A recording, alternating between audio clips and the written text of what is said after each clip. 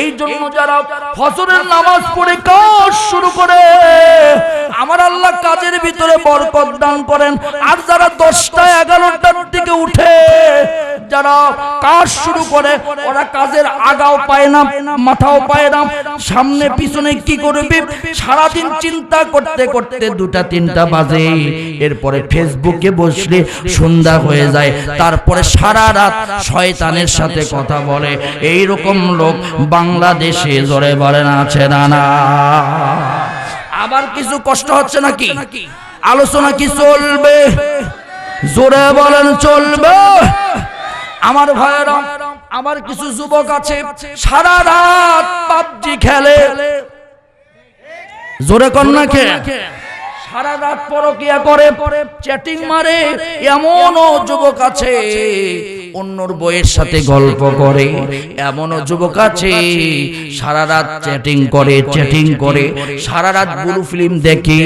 এইরকম যুবক বাংলাদেশে আছে না? আছে না? নাই? কম না বেশি? না আপনার এলাকায় নাই? আছে। রাতের বেলা বাবা খাই ট্যাবলেট খাই, মারে কই আপা সাইড দাও। আছে না নাই? এ জোরে বলেন আছে না নাই? গাছরে ধাক্কা মারে, আমার ভাইরা ওয়ালকে ধাক্কা মারে। মায়েরা বলে সর তোর কিন্তু খবর আছে। আছে না নাই? মাতাল হয়। আমার ভাইরা বিশ্ব নবী বলল কোন ওয়াক্ত নামাজ পড়ে না? আমার সাহাবী বলছে ফজরের নামাজ কোনদিন সে উঠতে পারে না, দেরি করে নামাজ পড়ে। নবী বললেন তোমার স্বামীর নাম কি একটু বলো তো। স্বামী মাথার নিচের দিকে টপ টপ করে পানি পড়ে। নবীর কাছে জোরে করে নামটা বলে দিলেন, নাম হলো সফওয়ান ইবনে মুআত্তাল রাদিয়াল্লাহু তাআলা আনহু। এই কথা বলার সাথে সাথে সফওয়ানের দিকে সব সাহাবীরা তাকায় সাফওয়ানকে একদম নিগলেক্ট করে।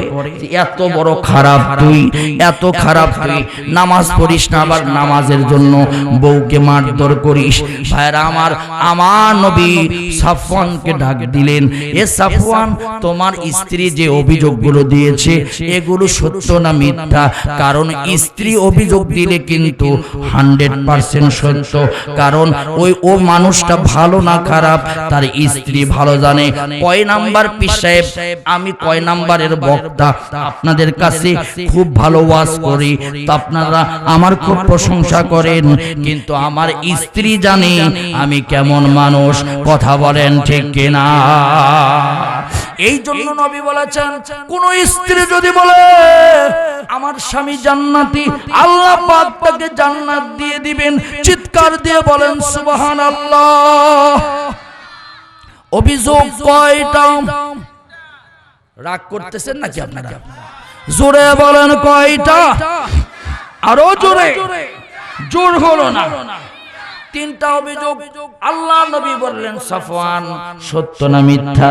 সাফওয়ান বলল ইয়া রাসূলুল্লাহি সত্য কথা। আপনারা এই 3টা অভিযোগ শুনবেন কি শুনবেন না? কারা কারা শুনবেন না হাত তোলেন। শুনবেন না বলছি, শুনবেন না বলছি। ঝোঁকে তালে মুসলমান, ওরে বাবারে, যে কয় আই রে তার সাথে যাই রে, এর নাম হলো মুসলমান। মুসলমান ঝোঁকে তালে মুসলমান হলে হবে না, মুসলমান বিবেকী মুসলমান হতে হবে। কারা কারা এই 3টা শুনবেন দু হাত তুলে দেখান। লিল্লাহি তাকবীর, লিল্লাহি তাকবীর। আল কোরআনের আলো, আল হাদিসের আলো, দুর্নীতির আলো, দুর্নীতির আলো ঘরে ঘরে জালো। দেখছেন কি তালে মুসলমান। হাই হাই গো আমার ভাইয়েরা, রাগ করতেছেন নাকি? ও কিছু ফস করে হয়ে গেছে হুজুর। এ ফস করা হলে হবে না রে বা, ফস করা হলে হবে।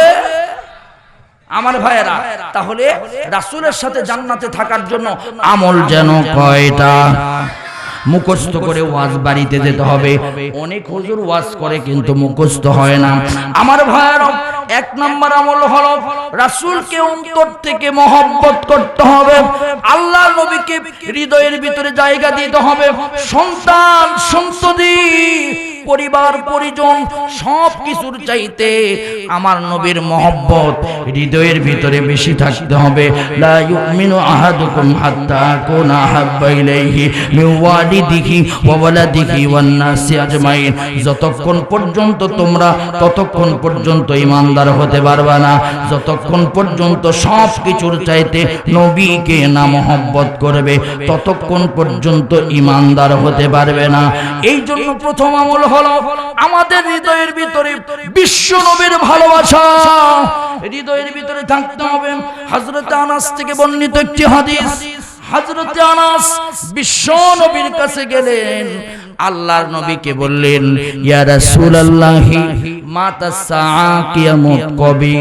আমার ভাইরা, নবী বললেন, কিয়ামতের দিয়া তোমার খবর কি? তুমি কিয়ামতে কি আমল করেছো? কিয়ামতের জন্য তোমার প্রস্তুতি কি? আমার ভাইরা, আনাস নবীর 10 বছরের খাদেম ছিলেন। হযরতে আনাস বলছে, ইয়া রাসূলুল্লাহ, আমার তেমন কোনো প্রস্তুতি নাই, আর একটা প্রস্তুতি আছে, আমি আমার আল্লাহ তার রাসূলকে জীবনের চাইতেও বেশি ভালোবাসি।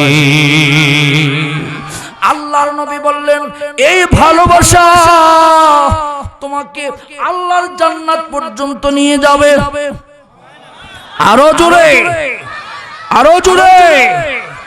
কারণ আল্লাহ রাব্বুল আলামিন কোরআন কারীমের ভিতরে বলেছেন, কুল ইন কুনতুম তুহিব্বুনাল্লাহ ফাত্তাবিউনি ইউহিব্বুকুমুল্লাহ ওয়া ইয়াগফির লাকুম যুনুবাকুম ওয়াল্লাহু গফুরুর রহিম। আল্লাহ পাক বলেন, কেউ যদি আল্লাহকে পেতে যাও নবীর অনুসরণ করো। নবীকে কেউ যদি অনুসরণ করো, আল্লাহ পাক তার জীবনের গুনাহ মাফ করবেন, আল্লাহ নিজেই বন্ধু হয়ে যাবেন। আমার ভাইয়েরা, আমার প্রিয় বন্ধুগণ, তাহলে প্রথম নাম্বার আমল হলো আমাদেরকে হৃদয়ের ভিতরে সব ভালোবাসা ত্যাগ কইরা, নারীর ভালোবাসা, সন্তানের ভালোবাসা, স্ত্রীর ভালোবাসা, সবগুলোকে এক কাতারে দিয়া সব চাইতে বেশি আমার নবীকে ভালোবাসতে হবে। যদি নবীকে ভালোবাসতে পারেন, আল্লাহ পাক জান্নাতের জন্য কবুল করবে। একটা ঘটনা আপনাদেরকে ছোট্ট করে শোনাবো। নাম হলো মিকদাদ। আমার ছেলের নামও রেখেছি মিকদাদ। এই ঘটনা থেকে মিকদাদ ইবনে আসওয়াদ রাদিয়াল্লাহু তাআলা আনহু আল্লাহ রাসূলের কাছে অনুমতি যাচ্ছেন, ইয়া রাসূলুল্লাহি, ইয়া হাবিবাল্লাহি, আমি বিয়ে করতে চাই। আওয়াজ তুলে বলেন তো, আমাদেরকেও বিয়ে করার দরকার আছে না নাই? কয়টা? একটা? কয়টা? না না।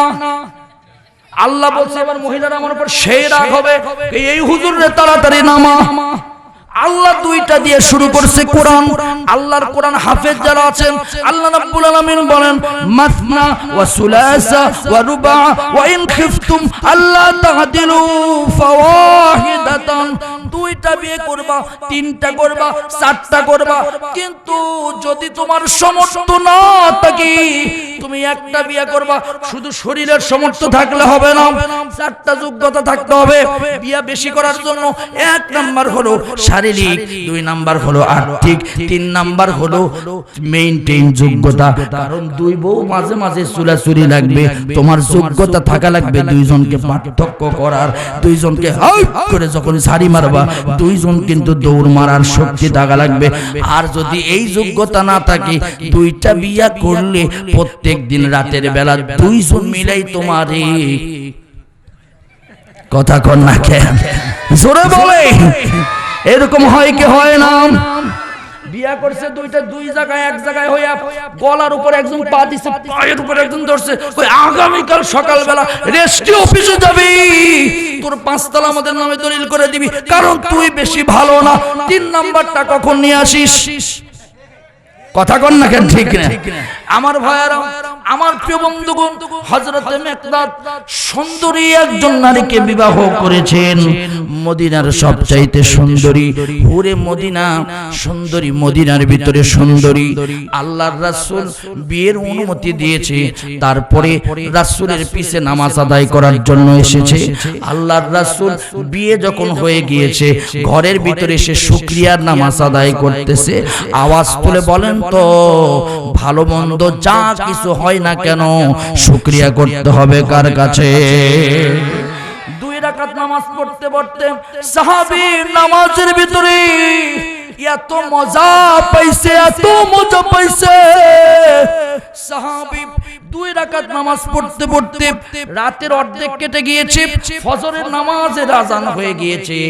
সাহাবী বলতেই পারে না, এইদিকে বাসর ঘর রেডি হয়েছে, স্ত্রী নতুন বউ অপেক্ষা করতেছে। হযরতে সাহাবীর আত্মীয় স্বজনেরা, মিকদাদের আত্মীয় স্বজনেরা বলছে, আসো বাসর ঘরের ভিতরে আসো, কারণ মানুষের জীবনে একটা রাত হলো মধুর রাত, সেটাই হলো বাসর রাত। কিন্তু অনেকের জীবনে বাসর রাত হলো মধুর রাত হয় না, কারণ আগে টাইম পাস করছে। এই রকম যুবক আর যুবতী বাংলাদেশে আছে না? না, অনেকের বাসর